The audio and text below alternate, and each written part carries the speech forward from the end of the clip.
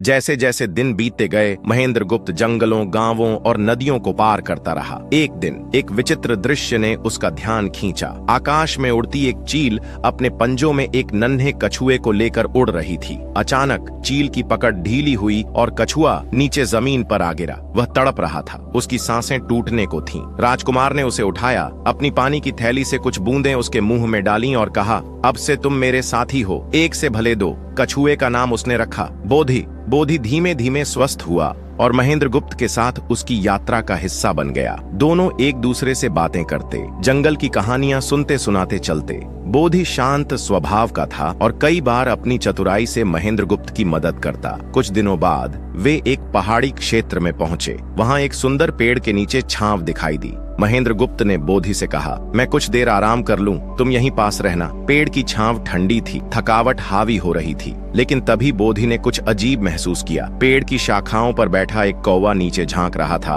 और जड़ के पास एक सांप धीरे धीरे फुफकारता हुआ ऊपर चढ़ रहा था। बोधी ने जोर से आवाज लगाई, राजकुमार उठो, ये पेड़ खतरनाक है। महेंद्र गुप्त की आंख खुली और उसने साधु की तीसरी सीख याद की, दूसरे की बिछाई चारपाई पर मत सोना। वह तुरंत उठ खड़ा हुआ। तभी कौवा नीचे झपटा, लेकिन राजकुमार पहले ही हट चुका था। सांप भी एक पल के लिए झिझक गया। बोधी ने चिल्लाकर पास की झाड़ी में पत्थर फेंके, जिससे कौवा डरकर उड़ गया और सांप झाड़ी में घुस गया। महेंद्र गुप्त ने बोधी को गले लगा लिया, आज तुमने मेरी जान बचाई।